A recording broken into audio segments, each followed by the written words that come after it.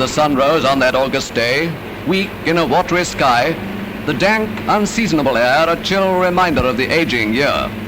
No routine patrol summoned the RAF now. These were the planes appointed for the great attack.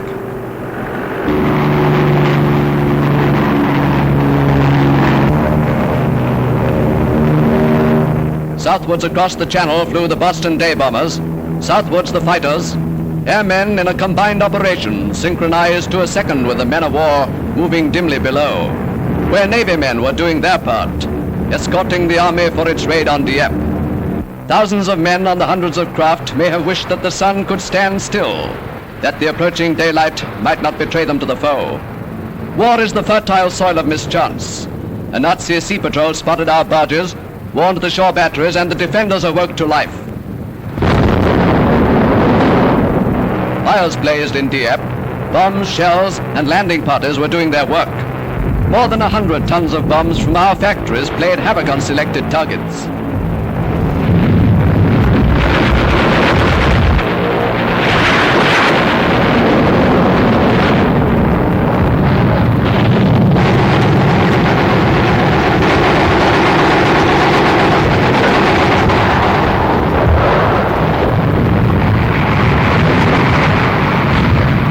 Big tank landing craft were being used for the first time. Production on all kinds of invasion barges and the engines to drive them was begun before Russia came into the war. It is dispersed over scores of factories, thereby achieving secrecy and output on a big scale.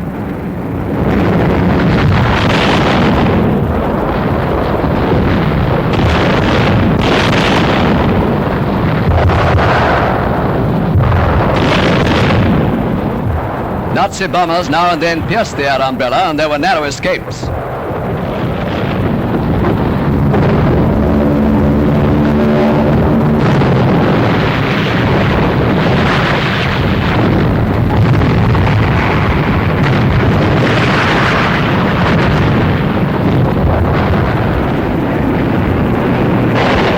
German observers on the low cliffs thought it might be invasion. British lookouts saw that the landings were going well. See in the center of this picture how a German comes down into the sea.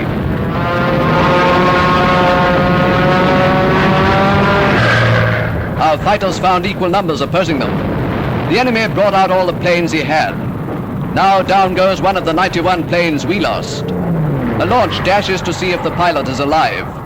Fighters encircle the spot where he floats. His good Mae West lifebelt kept him up. He was one of the 30 saved when their planes were lost.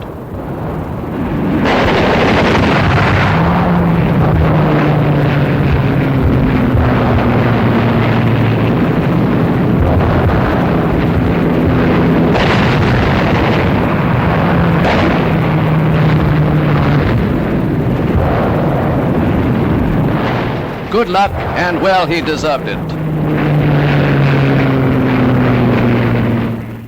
For every plane down, hundreds went up. All day, relays of fighters went out from their south coast aerodromes. It was the biggest engagement since the Battle of Britain. Not all of every formation were expected back, but they were perfectly doing their triple job, making the enemy reveal his air strength, keeping that umbrella outspread over the raiders, escorting the Bostons to bomb Nazi aerodromes.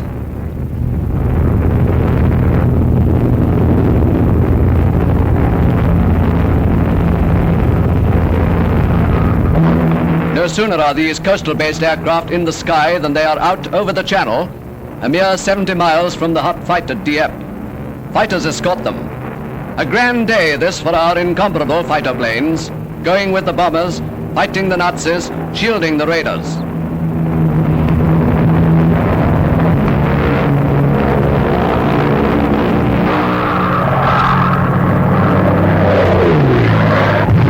There lies Dieppe at the height of the battle. Specified targets were left to the bombing planes.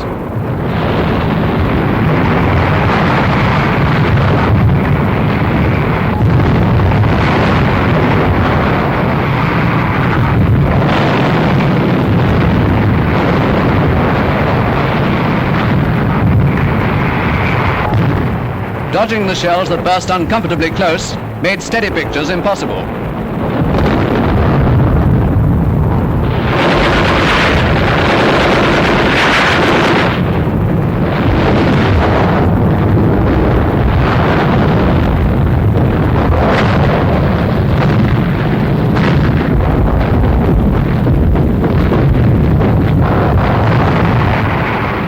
Enemy airfields were pasted hour after hour.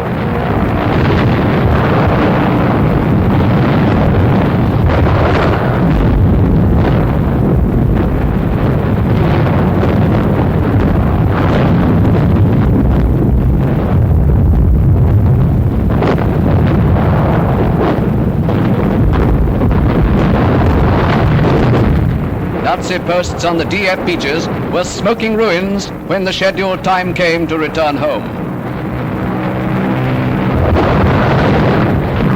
For the 9 hours that the raiders were ashore, the invasion barges lay off the coast, given such fine fighter protection that few were even damaged. Re-embarkation was completed within a few minutes of the arranged time. Canadians greatly outnumbered every other contingent. Canada has never had better cause to be proud of her sons. A damaged tank landing craft was lashed to another and brought back. Those who survived to see the welcome south coast of England beckoning them home indeed deserve well of their country. Many did not return, many were wounded, all of them fought well. They could not have fought at all but for your support. You made nearly everything the operation required, down to the stretchers to bring off the wounded. You made the 3-inch mortars used in the capture of that 6-inch gun battery. You made the guns, shells, daggers, cliff scaling ropes, the Sten guns, Oerlikons and Oerlikon ammunition, the medical supplies, the special clothing. Your radio kept combined operations fully informed all through the battle. The men in the steelworks, the women inspectors, in fact, all of you in all the factories had a great share in Dieppe. The operation proved that the one thing Germany fears above all else is invasion in the West. We have the organization, the gallantry, and the workers for the combined operations that will eventually win the war. Captain Donald Cameron, a Canadian tank officer, speaks highly of the tools that helped us to do the job. I believe that we were the first Canadian tank men ever to go into action. And from what I saw at Dieppe, Hitler will not be looking for our return. There were lots of machine gun bullets flying along the beach as we landed at Dieppe, but the firepower of our Visas was too great for them, and we mowed those machine gun nests down. As for our equipment, you should have seen those tanks climb the obstacles on the beach. All the work that we had put into them was certainly justified at that time. They did not let us down. As for our 6-pounders, there are a lot of pillboxes and roadblocks in Dieppe that have to be rebuilt today. The wireless was swell, and the voices that came over the air that day sounded just as they had on the 100 of wireless exercises we had had before. If there had been more of us, I'm sure Canadian tanks would be driving through German streets today. We are all looking forward to the day when the real thing starts. But when that day comes, more tanks, wireless sets, guns, etc. will be needed. You have given us quality. Now it's quantity. And that is up to you.